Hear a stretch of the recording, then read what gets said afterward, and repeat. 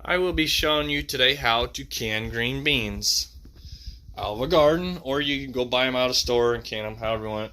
Which you will need a pressure canner to can your green beans. There gotta be a certain pressure. You need canning salt.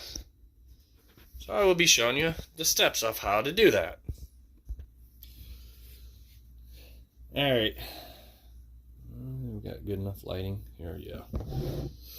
Alright, so to get started, we're going to have to break the ends off. You don't want no ends, and you don't want no bad spots. Anything with brown, or anything brown that are bad, you want to get them off. You want to average. That's about the size I do for canning. You go from an inch to whatever you think is best for you, what you like. I just break the ends off, and then I'll put it in my drainer deal right here, and when I get so much, I'll rinse them out, and then I'll put them in jars. And this is a little bit of a process, breaking them down to where they need to be. We just picked these out of the garden today, so I do have an extra hand of snapping the green beans, because it is, like I said, time consuming a little bit, but it's well worth it at the end when you eat these and it tastes really fresh.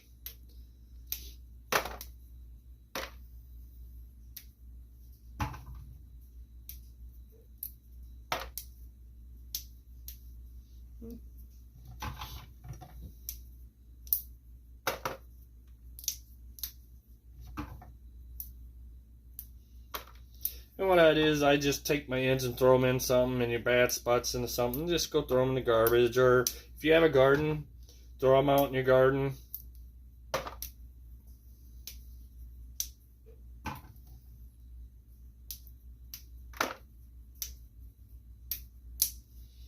Yeah, see, this is, I just noticed I accidentally put one in there. You gotta really pay attention and look for brown spots. I mean, I'm not perfect, obviously. No one is.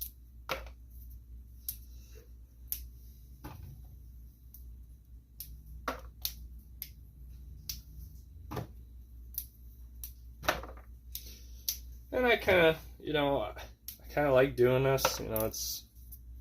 It is rewarding at the end, so.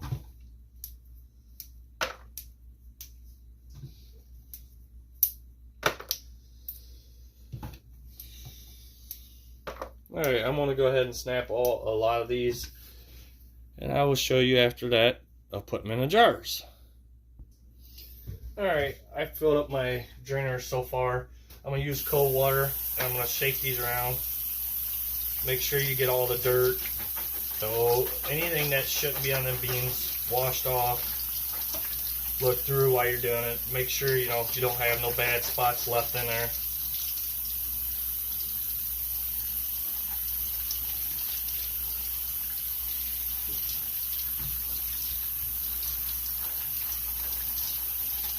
You want to make sure you get them pretty rinsed.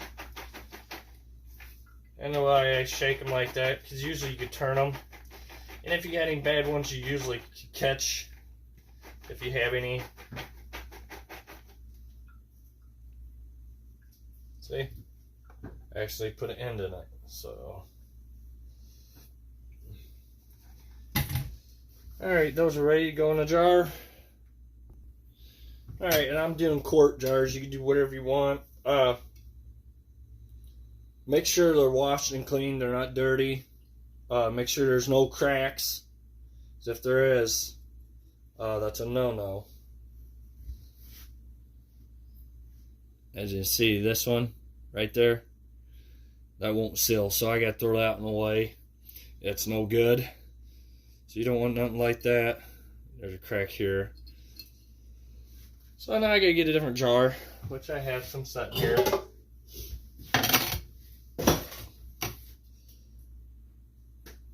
Alright, that one looks pretty good. We're going to go ahead and put the clean green beans in. Like I said, make sure you got it clean. the inside.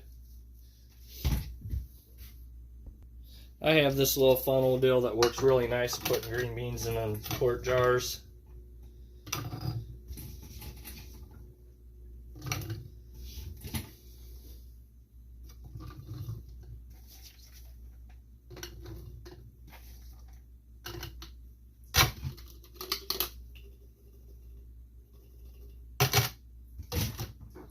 And that keeps this part pretty clean.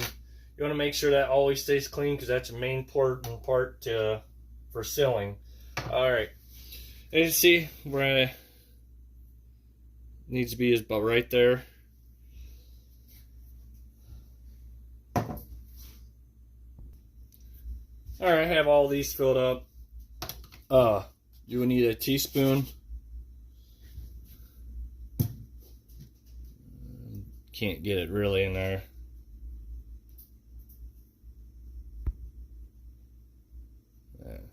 Teaspoon, you need canning salt. We want the teaspoon per quart now. If you do anything less than that, like if you do a pint, that would be half a teaspoon you want per pint. So I'm doing quart, so it's just going to be a teaspoon per jar. Like I said, my canner pressure cooker only does 7 quarts, so I gotta just do 7 quarts. Alright, got my salt in there. Now we want to fill our jars up. I use hot water to fill them up. It makes it quicker to can. To get your pressure cooker going faster. And I'll show you how full you normally put them. You don't want them too full. That's a little full.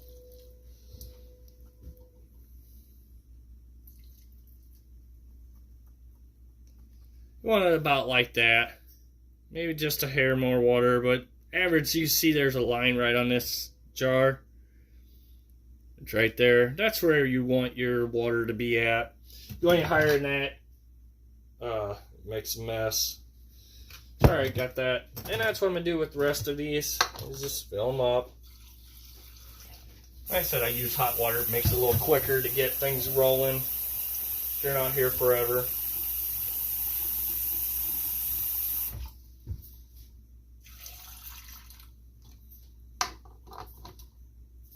If you put too much water, you can dump a little bit out. Just make sure when you do that, you don't make sure your top of your jars are clean.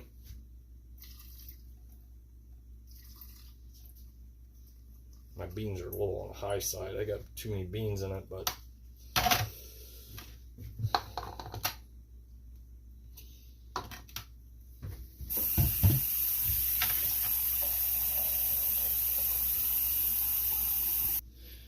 alright, to be a safe side, I'm going to take a little bit of paper towel, wipe the top of these. Make sure you didn't get nothing on top. You want to make sure these seal really well. Alright, we're going to put our flats on.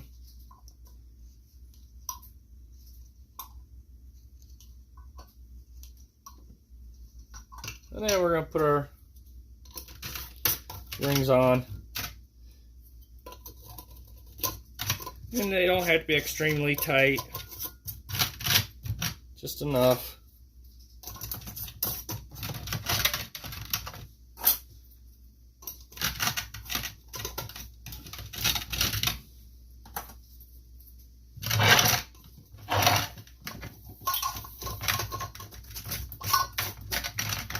And one nice thing, every year you can reuse these until they get really bad. So the only thing you can't reuse is these.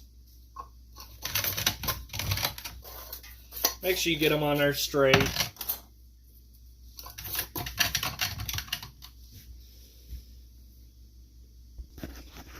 Alright, I got the jars in the pressure canner now. Your water, you only want it about, I say, a quarter of the way up. You want to look in your owner's manual to make sure to know where they suggest where you want it to be at, because these can be very dangerous if you do things wrong. So read up on your owner's manual. do it how it says to do it. This is the way I'm doing mine. That's the way it says. So read before you use your pressure canner. So we're going to go ahead and put this lid on here. And we got to remember to check your ring. Make sure, you know, it's not ripped. Make sure there's nothing on it, because that's what seals this lid on your pressure canner. Alright, I got my lid put back on. Now, here's your pressure gauge. It needs to be, we got to run it at 10 PSI for 25 minutes. So when it gets up to there, you start your timer on your phone, your whatever you want to do until 25 minutes. Alright, as you see, it's starting to build pressure. It takes a little bit, but when it does, this will pop up. When this is popped up, it starts building pressure. And so once it gets to 10 PSI, we'll have to monitor it to adjust the flame down, because you want to keep it at 10 PSI, no more. Obviously, you see on the gauge where it says, please read instruction before operating. So you really want to, because like I said, these are very dangerous if you don't know what you're doing. Okay, it's at 10 PSI now. So we're going to set our timer to 25 minutes.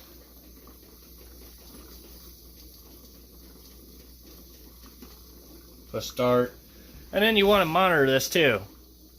You don't want it going, you see where I have it at. You want to keep it within there. You don't want to get in the caution, obviously, because that will cause problems. So you just want to, you know, adjust your flames.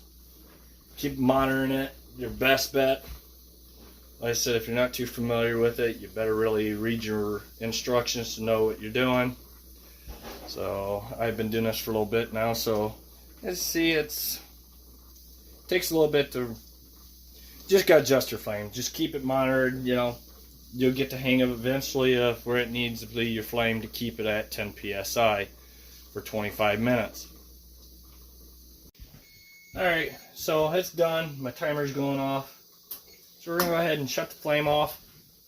Now, the safest thing that I do, I'll bring it a little closer, is, here, let me take it off. Obviously, you want this all the way to 0. And when this is all the way down back here, then you have no more pressure left. That's when you can go ahead and open this up to take your jars out, read your instructions, see what it says.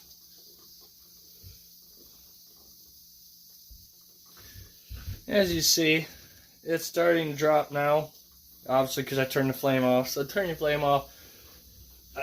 Usually it takes quite a while before it drops down on pressure.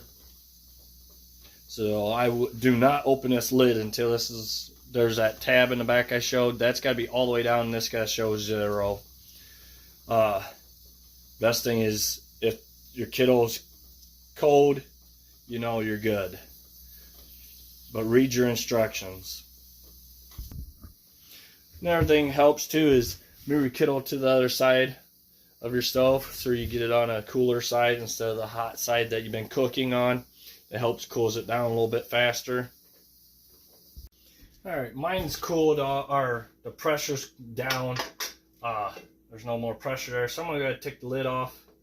I'm going to still lift it slowly. You want to unlock slowly, just in case. As you see, mine's still hot. I have to get my next batch of green beans going. So they have this to pick your jars out. So if you be real careful and slowly put them out where you don't beat them around. Set them over to the side here. Try not to hit each other, because that's not a good idea. So as you see, they're still hot and boiling, so they're pretty darn hot. And it don't take much to crack these jars. I don't like doing it this way because it's very scary.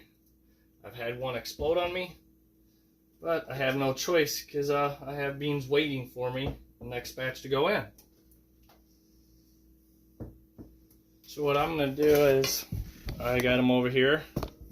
So they're very hot. So I'm going to take a towel and double wrap it. And I'm going to cover them. so they cool slowly. And within 12 to 24 hours, go check your jars. And this is the one I ain't canned yet. But if this is down, if you hear that, it didn't sill. So use it or throw it away, your green beans, because that means it will go bad. But if it's down and you can't push that flat down, that means it's sealed, it's good. Put a date on it, put it on your shelf. Thank you for watching. Please subscribe.